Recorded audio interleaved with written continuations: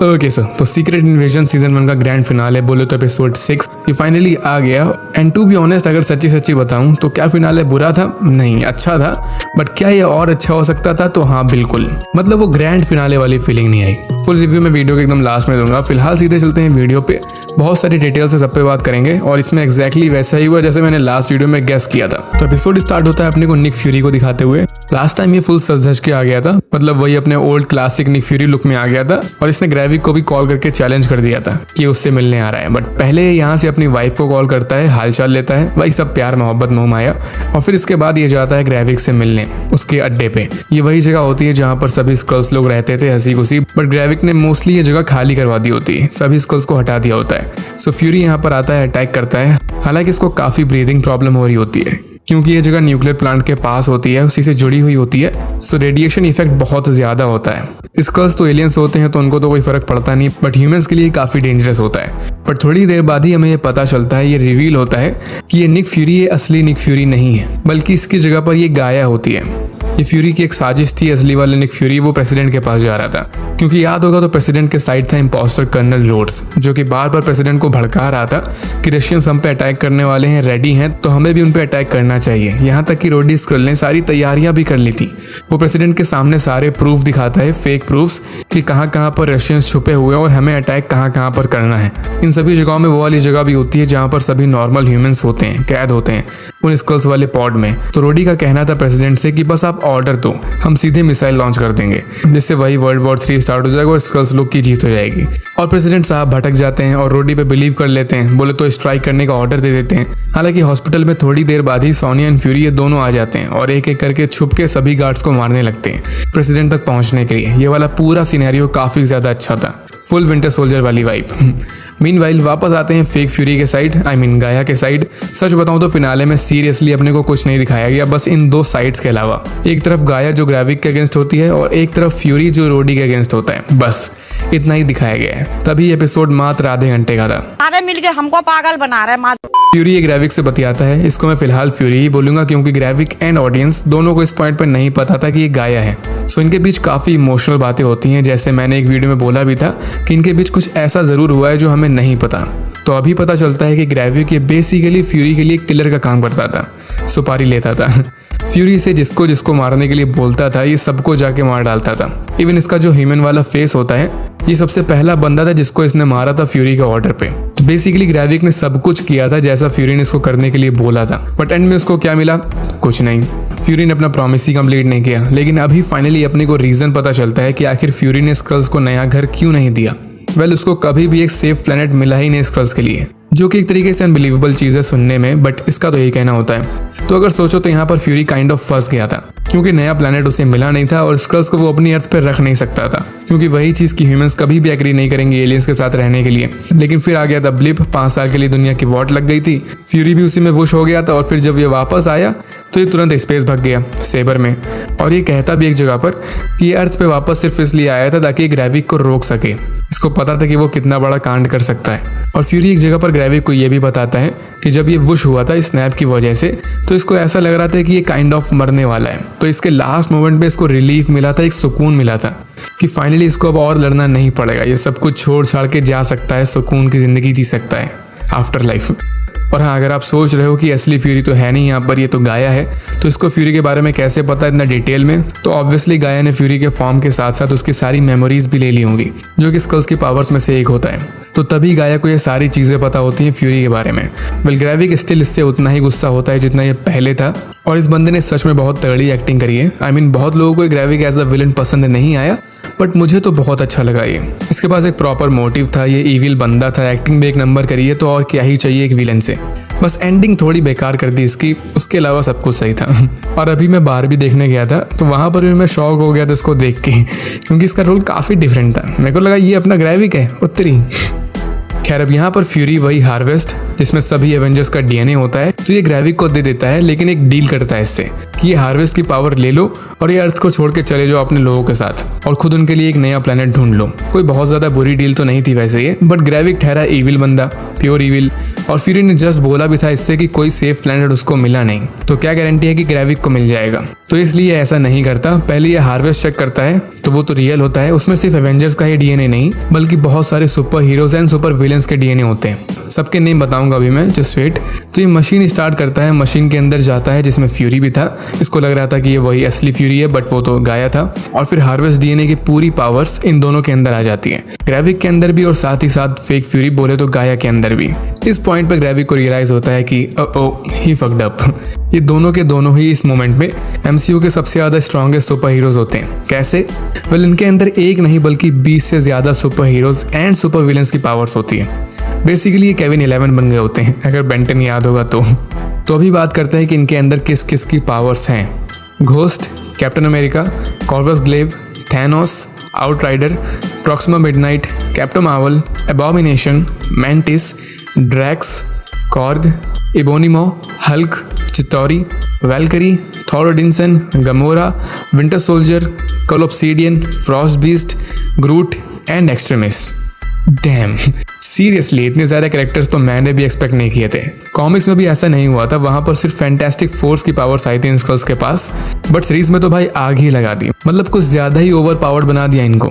और ये चीज़ लॉजिकली वैसे सही है क्योंकि ये सारे डीएनए एंड गेम वाले बैटल ग्राउंड से उठाए गए हैं, तो ऑब्वियसली वहां पर सिर्फ हीरोज के डीएनए नहीं बल्कि विलेंस के डीएनए भी होंगे, तो वही चीज़ देखने को मिली। हालांकि इनमें से 2 कैरेक्टर्स ऐसे हैं जिनको अपने को एंड गेम वाली बैटल में नहीं दिखाया गया था, घोस्ट एंड एबॉमिनेशन। ये दोनों के दोनों ही अपने को नहीं दिखे थे, बट इनका डीएनए वहां पर मिला, तो हो सकता है कि ये दोनों बैटल में मौजूद हो, बस दिखाया नहीं गया अपने को। खैर, इस फाइट सीक्वेंस में अपने को इनकी सभी पावर्स यूज करते हुए दिखाया गया है, मोस्टली सभी पावर्स।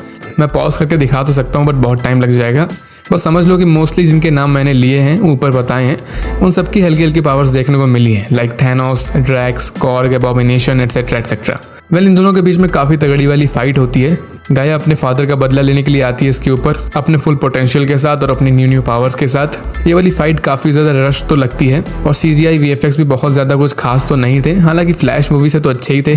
तो इस फाइट में लास्ट में फाइनली गाया ग्रेविक को जान से मार डालती है कैप्टन मार्वल की पावर बीम का यूज करके। और लोग कंप्लेन कर रहे थे इससे पहले कि अपने को सीरीज में कैप्टन मार्वल देखने को नहीं मिली, तो एटलीस्ट कैरल डेनवर्स की जगह पर उसकी पावर्स तो देखने को मिली। इतने में ही अब खुश होना पड़ेगा। और यहाँ पर ग्रेविक की डेड बॉडी तो दिखाई गई है, बोले तो कंफर्म किया गया है कि वो मर गया, बट ऐसा पॉसिबल कैसे है ये मुझे समझ में नहीं आया, क्योंकि उसके अंदर एक्सट्रीमिस की पावर्स भी थी, तो वो हील क्यों नहीं हुआ? इस चीज का जवाब तो अपने को नहीं दिया गया फिलहाल, बट थ्योरीज के अकॉर्डिंग ये अल्टीमेट सुपर स्कल्स जो हैं, इनके पास इतनी सारी पावर्स हैं तो कोई ना कोई वीकनेस तो जरूर होगी, नहीं तो बहुत ही ज्यादा ओवर पावर्ड हो जाएंगे। सो मे बी ये वीकनेस वाली चीज की वजह से ये हील नहीं हो पाया। अब एग्जैक्टली क्या हुआ वो तो फ्यूचर में पता चलेगा। इतना तो क्लियर है कि ग्रेविक को यहाँ पर डेड दिखा दिया गया है, जो कि सही है क्योंकि इसको जिंदा रखने का कोई लॉजिक भी नहीं है। विलन था तो आज नहीं तो कल इस कैरेक्टर को मरना ही था। एनीवे, नाउ इस साइड आते हैं निक फ्यूरी पे एंड सोनिया पे। तो ये दोनों भी फाइनली प्रेसिडेंट तक पहुंच जाते हैं। मिसाइल भी तक लॉन्च नहीं हुई होती, होने वाली होती है, और प्रेसिडेंट को तो कुछ समझ में नहीं आ रहा होता कि आखिर रियल कौन है यहाँ पर और फेक कौन है। बट जब फ्यूरी ये रोडी को हेडशॉट मारता है तब प्रेसिडेंट की अकल ठिकाने आती है और ये तुरंत कॉल करके अटैक रुकवा देता है। बोले तो वर्ल्ड वॉर 3 टल जाता है। और फिर अपने को दिखाते हैं वो सभी लोग जो कैद किए गए थे ग्रेविक के द्वारा। इन सभी लोगों में वो एजेंट रॉस भी था असली वाला, और साथ में अपना रोडी भी था। इस बार ये अपना रोडी होता है, असली कर्नल जेम्स रोड्स। लेकिन यहीं पर आता है सबसे शॉकिंग रियलाइजेशन। जब फर्स्ट टाइम अपने को पता चला था कि रोडी एक स्क्रल है, तो सबके मन में एक सवाल जरूर आया था कि आखिर कब से एक स्क्रल बना फिर रहा है। और डायरेक्टर ने हम सबको हिंट भी दी थी कि रोडी बहुत टाइम पहले से एक स्क्रल है, आप गेस नहीं कर सकते। तो यहाँ पर ये फाइनली प्रूव हो जाता है, ये असली वाला रोडी यहाँ पर चल नहीं पा रहा होता, और साथ में ये हॉस्पिटल वाले कपड़ों में होता है। अब अगर सिविल वॉर मूवी याद होगी तो वहां पर विजन ने एक्सीडेंटली इसको हाफ पैरालाइज कर दिया था और वहीं से फिर ये हॉस्पिटल में गया था। तो बोल सकते हो कि उसी हॉस्पिटल में ही असली रोडी को किडनैप कर लिया गया और उसकी जगह एक स्क्रल आ गया, आ गई।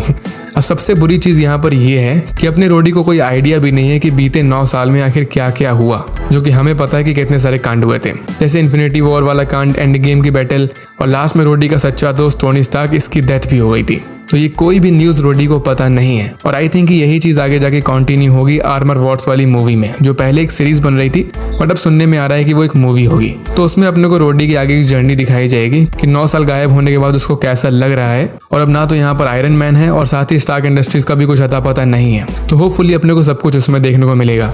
एनीवे एपिसोड में वापस आए तो एंडिंग में अपने को दिखाते हैं कि प्रेसिडेंट साहब ये थोड़ी ऑफेंसिव स्पीच दे देते हैं पब्लिक के सामने। सिंपली दुनिया को बोल देते हैं कि सभी शेप शिफ्टिंग एलियंस ये बुरे हैं। तो ऑब्वियसली इससे काफी बड़ा बवाल स्टार्ट हो जाता है। जिस चीज का डर था फ्यूरी को वही होता है। ह्यूमंस सब इन एलियंस को ढूंढ ढूंढ के मारने लगते हैं। इसमें अनजाने में नॉर्मल ह्यूमंस की भी जान जा रही होती है और साथ ही साथ में स्क्रल्स भी मारे जा रहे होते हैं जो बुरे भी नहीं थे, मतलब जो ग्रेविक के साथ भी नहीं थे। इस सिचुएशन काफी ज्यादा डेंजरस होती है बट इस पर फोकस नहीं किया गया। I don't know why. फिर ये प्रेसिडेंट साहब को फोन करता है और बोलता है कि आपने गलत किया। यहाँ से एक हिंट तो निकल के आ जाती है जो हमको पता भी है कि अपकमिंग कैप्टन अमेरिका मूवी में captain America brave new world उसमें ये प्रेसिडेंट नहीं होगा बल्कि इसके जगह थंडरबोल्ट रॉस वो न्यू यूएस प्रेसिडेंट बनेगा। उसकी नई कास्टिंग भी डिसाइड हो चुकी है क्योंकि ओल्ड वाला एक्टर उनकी लास्ट ईयर मौत हो गई थी तो उनकी जगह पर हैरिसन फोर्ड को कास्ट किया गया है। अब इसके बाद आते हैं गाया पे। तो इससे मिलने आती है सोनिया और बोल सकते हो कि इनके बीच आपस में डील हो जाती है। गाया ये न्यू लीडर बन जाती है स्कल्स की क्योंकि इसके अलावा और कोई डिजर्व भी नहीं करता। और सोनिया ये बोलती है कि ये टैलोस वाली मिस्टेक नहीं करेगी क्योंकि टैलोस एंड फ्यूरी वो अपनी डील के बीच में फीलिंग्स एंड इमोशंस को ले आए थे। यहाँ तक कि फ्यूरी वो तो एक स्कल्स के साथ प्यार कर बैठा था। तो सोनिया का कहना था कि वो वाली मिस्टेक नहीं करेगी। तो इस वजह से गाया ये राजी हो जाती है एक साथ काम करने के लिए। और अभी सवाल आता है कि क्या गाया ये इस टाइम पे एमसीयू की सबसे ज्यादा पावरफुल सुपर हीरो है? तो नहीं माना बहुत ज्यादा पावरफुल है, ये ओवर पावर्ड है एक्चुअली, बट इसकी पावर्स कहीं ना कहीं तो लैक जरूर करेंगी। जैसे इसके पास थॉर की पावर्स होती हैं बट इसका मतलब ये नहीं है कि ये वर्दी हो। तो बोले तो थॉर इसको टक्कर जरूर दे सकता है। और याद रखना इनको स्कारलेट विच का डीएनए नहीं मिला था। वो बंदी अभी भी एमसीयू की सबसे ज्यादा पावरफुल खूबसूरत महिला में से एक है। कॉमिक्स की बात नहीं कर रहा मैं, उसका ज्ञान मत देना मुझे। सिनेमैटिक यूनिवर्स की बात कर रहा हूँ तो वहां पर वांडा बहुत ज्यादा पावरफुल है। ये वांडा इतनी ज्यादा पावरफुल थी कि राइटर्स को उसको मारना पड़ा स्टोरी से हटाने के लिए। हालांकि सबको पता है कि वो अभी जिंदा है। तो हाँ, गाया सबसे ज्यादा पावरफुल तो नहीं है बट स्टिल बहुत ज्यादा पावरफुल है। बेसिकली किसी भी छोटे मोटे कॉस्मिक विलन को हरा सकती है अगर वो गैलेक्टस या सेलेस्टियल्स लेवल का ना हो बस। एंड होपफुली जल्द ही ये फ्यूचर में दोबारा देखने को मिलेगी। और ये अर्थ पे ही है तो अब अगर अर्थ पे कोई कांड वगैरह होंगे तो लोग ये नहीं बोलेंगे कि एवेंजर्स को बुलाओ, अब सब गाया को ढूंढेंगे क्योंकि सबकी पावर्स तो ऑलरेडी इसके पास है। She is one women army now. अभी आते हैं फ्यूरी पे। तो ये ससुरा वापस अर्थ छोड़ के जा रहा होता है। इसको लगता है कि नफरत सी हो चुकी है अपनी अर्थ से। ये सिर्फ ग्रेविक को रोकने के लिए आया था जो इसने कर भी दिया, तो इसलिए वापस जा रहा होता है सेबर में। बट इस बार ये अपनी वाइफी को भी बटोर लेता है क्योंकि वही प्यार मोहब्बत मोह माया वो खुद आती है इससे बोलने के लिए कि मुझे भी साथ ले चलो। और यहाँ पर फ्यूरी बताता है कि क्रीज लोग वो फाइनली 30 साल बाद निगोशिएट करने के लिए राजी हैं स्क्रल्स के साथ। उनकी हिस्ट्री तो पता ही होगी, क्रीज वर्सेस स्क्रल्स वाली, कि उनके बीच में वॉर हुआ था। तो अब क्रीज ये शांति से बात करने के लिए राजी हैं, रेडी हैं, जिससे हो सकता है कि स्क्रल्स को वापस से उनका प्लेनेट मिल जाए, जो कि आई डोंट थिंक इतने आसानी से होने वाला है। तभी वो न्यू मूवी आ रही है मार्वल्स, वहां देखने को मिलेगा। बल यहाँ एंडिंग में फ्यूरी ये वेरा के साथ निकल लेता है, जो कि मैंने पहले सोचा भी था एक टाइम पे कि अगर ये अपनी वाइफ से इतना प्यार करता ही है तो उसको अपने साथ लेके क्यों नहीं जाता। तो चलो फाइनली ले गया। निक फ्यूरी सच में डिफरेंट बंदा है। सोचो 8 बिलियन से ज्यादा लोग हैं दुनिया में और इस बंदे को प्यार हुआ तो एक एलियन से। वाह। तो अब जितने मेरे सिंगल दोस्त भाई बहन लोग हैं, तुम सबको पता है ना क्या करना है, वेट करो एलियंस का, कोई ना कोई तो एलियन पटी जाएगा। बाय द वे इसके पहले एक सीन दिखाया गया था अपने को जहाँ पर वो सभी ह्यूमंस थे अंडरग्राउंड में जिनको सभी स्क्रल्स ने कैद करके रखा था। बहुत सारे ह्यूमंस थे यहाँ पर। इसमें सिर्फ एक ह्यूमन का फेस दिखाया जाता है तो उसका फेस देखने में लग रहा होता है क्विक सिल्वर जैसा, जिसको अपन ने लास्ट टाइम वांडाविजन सीरीज में देखा था, पिएट्रो मैक्सिमोफ। बट वहां पर पता चला था कि वो एक नॉर्मल ह्यूमन है राल्फ बोनर नेम से। हालांकि यहाँ पर कंफर्म तो नहीं किया गया कि ये क्विक सिल्वर ही है, नहीं क्रेडिट दिया गया उस एक्टर को। इसका फेस उस बंदे से काफी मिला जुला लग रहा होता है, बट क्या ये वही बंदा है या नहीं है वो इस पॉइंट पे नहीं पता, ये सिर्फ थ्योरी है। एपिसोड यहीं पर एंड होता है, लेकिन पहले बता दूं ये अभी तक की पहली एमसीयू की सीरीज है इसमें अपने को कोई भी पोस्ट क्रेडिट सीन या कोई भी मिड क्रेडिट सीन देखने को नहीं मिला। कुछ भी नहीं दिखाया गया अपने को, एक भी हिंट तक नहीं दी, जो कि बहुत डिसअपॉइंटिंग है। Like why? ये लोग सच में बहुत सारी चीजें दिखा सकते थे अपने को। आने वाली मूवी जो आ रही है दी मार्वल्स, उसकी कोई क्लिप दिखा सकते थे, रोडी का फ्यूचर दिखा सकते थे, या गाया के बारे में कुछ दिखा सकते थे, बहुत सारी चीजें थी। बट इन्होंने कुछ भी नहीं दिखाया, खाली छोड़ दिया। वेल कोई ना, क्या ही कर सकते हैं। अभी फुल सीरीज के बारे में अगर बात करें तो मुझे तो ये सीरीज अच्छी लगी सिवाय फिनाले के। ग्रैंड फिनाले इसका थोड़ा और बेटर हो सकता था। सोचो सिर्फ आधे घंटे का फिनाले, तो ये भी कोई ग्रैंड फिनाले हुआ? ऐसा लग रहा था कि क्रिएटर्स को पनवेल निकलना है इसलिए जल्दी जल्दी उन्होंने सब खत्म कर दिया। बट स्टिल सीरीज बुरी नहीं थी। काफी अप्स एंड डाउन्स देखने को मिले, काफी मौतें देखने को मिली, काफी शॉकिंग मोमेंट्स देखने को मिले। तो ओवरऑल तो सीरीज अच्छी थी, बट और अच्छी हो सकती थी अगर थोड़ा कैरेक्टर डेवलपमेंट और दिखाते। जैसे गाया की स्टोरी, उसको एमसीयू का one of the most important character बना दिया, बट स्टिल लोगों को ज्यादा फर्क नहीं पड़ रहा क्योंकि कोई भी उससे फील ही नहीं कर पा रहा था। स्क्रीन टाइम भी बहुत ही ज्यादा कम था इस सीरीज में, एटलीस्ट 40 से 45 मिनट के एपिसोड तो देने ही चाहिए इनको। बट इन सब चीज के अलावा सब कुछ अच्छा था। मैंने तो पर्सनली सीरीज एंजॉय करी और वही मैटर करता है सबसे ज्यादा। टिपिकल मार्वल से तो कुछ हट के था। वेल, इस वीडियो के लिए इतना ही। कमेंट्स करके बताना कि आप इस ग्रैंड फिनाले से खुश हो या फिर नहीं हो, और फ्यूचर के लिए एक्साइटेड हो या नहीं। वेल, वीडियो को लाइक एंड शेयर जरूर कर देना अगर कुछ भी पसंद आ गया हो, और ऐसे ही और सीरीज एंड मूवीज पे वीडियोस के लिए चैनल को सब्सक्राइब भी जरूर कर देना।